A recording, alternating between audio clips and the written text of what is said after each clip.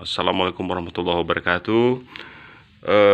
Baiklah Bapak-bapak, Ibu-ibu, masyarakat Minang sedunia. Pada hari ini kita akan mengadakan interview dengan Dr. E.J. Kim ya, dari Universitas di Korea yang akan diwawancara oleh Bapak Dirwan Ahmad Darwis, Deputi Presiden Minang Diaspora Network Global.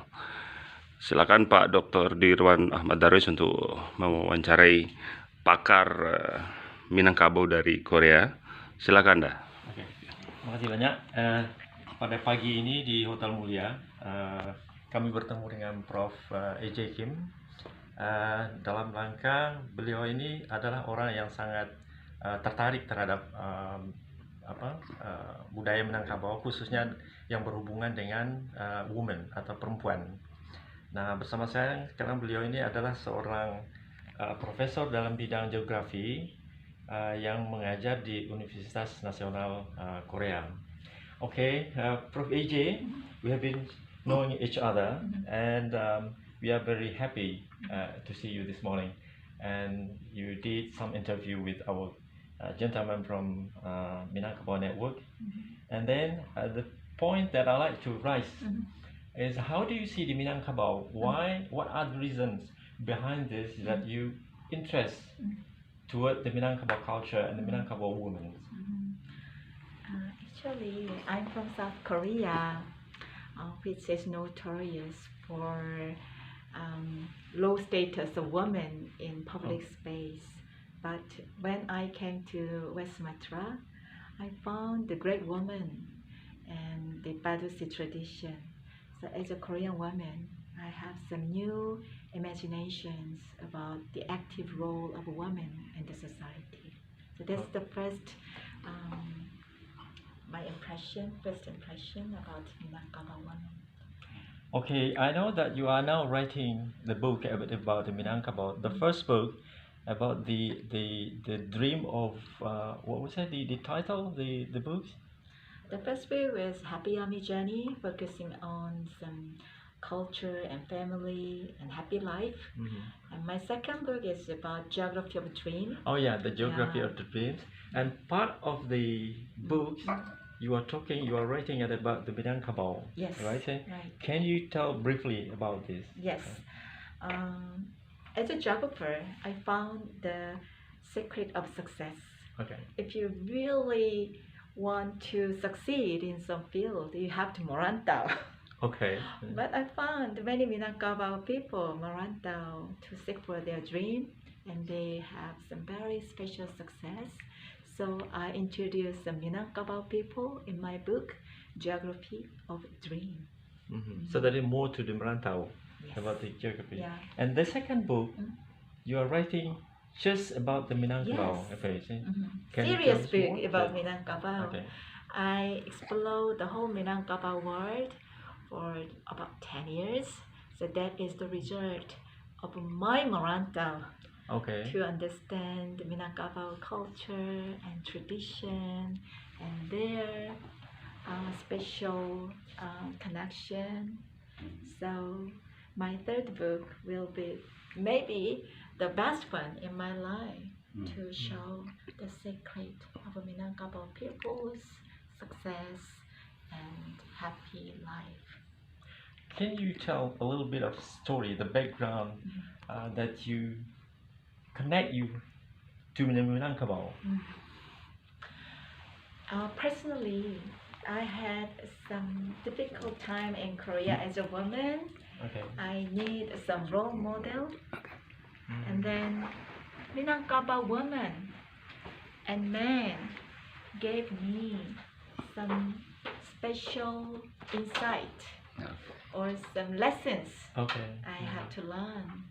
So whenever I feel tired and when I'm sad, I visit Minangkabau people's land, like Bukit Tinggi, Kota Gadang, Padang, and if I meet Minangkabau woman, and I get some energy and courage to live. Okay. So like that. I know that you are very interested about the Minangkabau women, and compare with the Korean women. There's a difference, and their attitude, and their life, and then and what will be your main purpose in the future to come to connect between Minangkabau people, Minangkabau women especially, and the Minang and the Korean women that you said you're going to learn more and to give the awareness to the Korean women about this. Yeah. So not only Korean women, maybe Japanese women, Okay. or even British or European women or American women should visit the Minangkabau land, Okay. like Koto Gadang and Bukit Tinggi, to learn about the wisdom of all the Minangkabau women and Padusi. So my dream is to make Padusi tourism happen Ah, okay. soon. Yeah, it's a kind of the tourism for Western feminists and Korean women who are struggling in their own society. If they come to Minangkabau land, they can learn something and they can be inspired. So Padusi tourism to Minangkabau cultural area. Oh.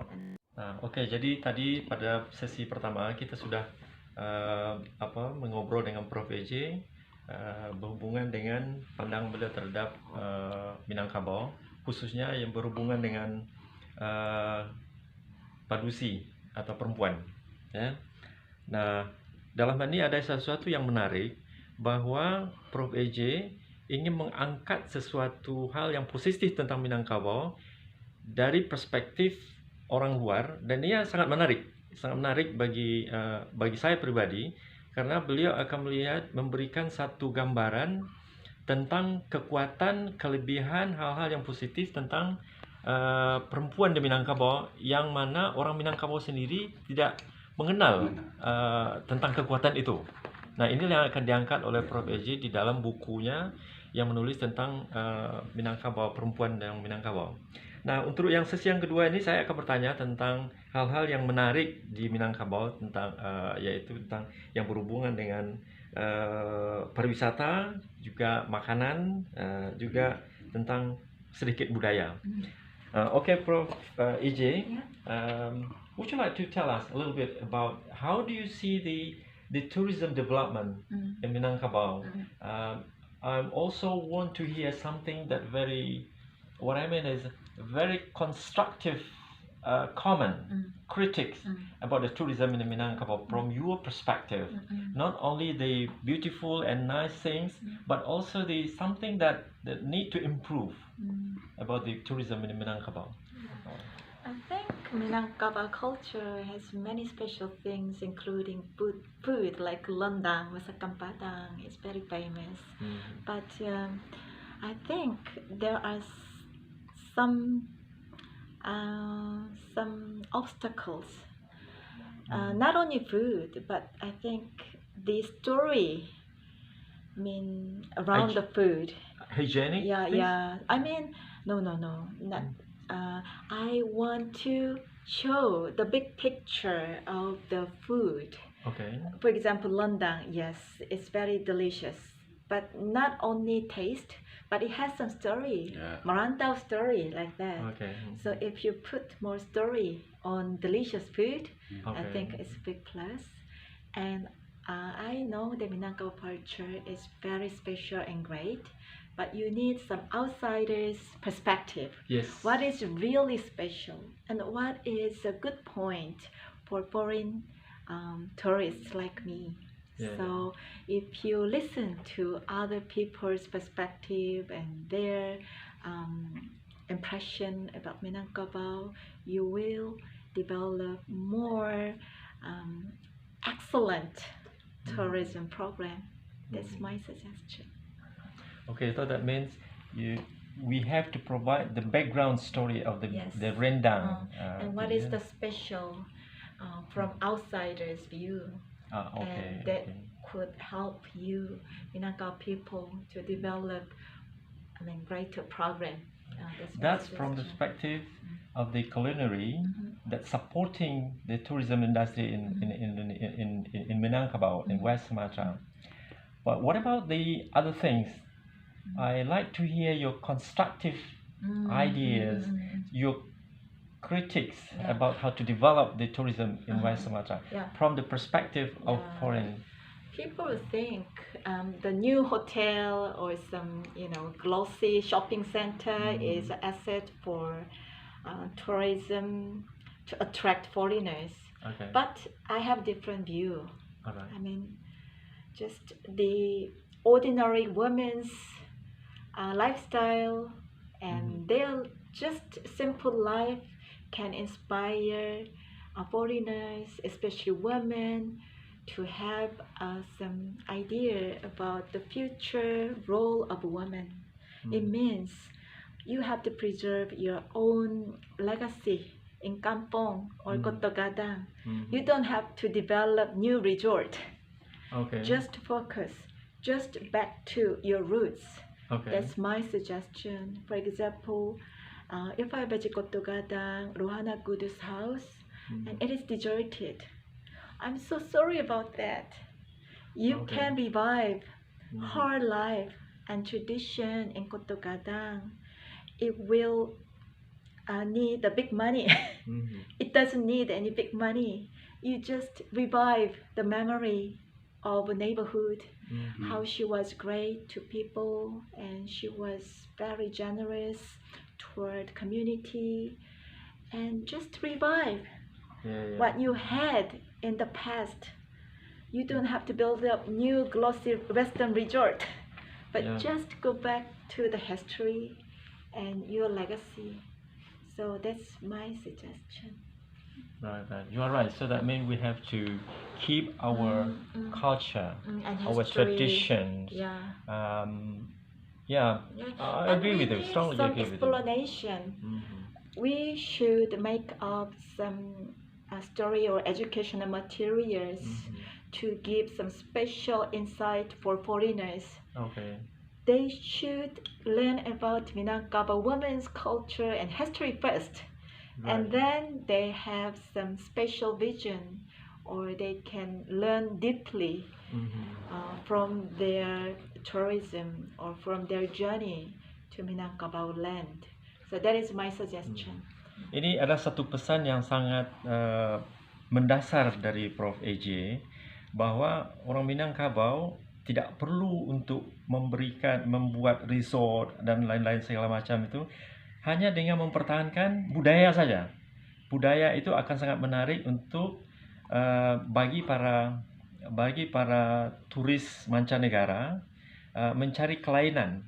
Jadi mempertahankan budaya, adat, tradisi, bahasa.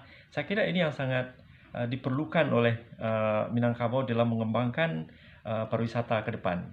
Dan ini bukan dari saya atau kita ya, dari orang Minangkabau. Ini dari perspektif Profesor AJ sebagai orang luar melihat bagaimana beliau untuk mengembangkan pariwisata di Sumatera Barat, Minangkabau, dan kemudian juga untuk mengangkat kelebihan-kelebihan secara positif tentang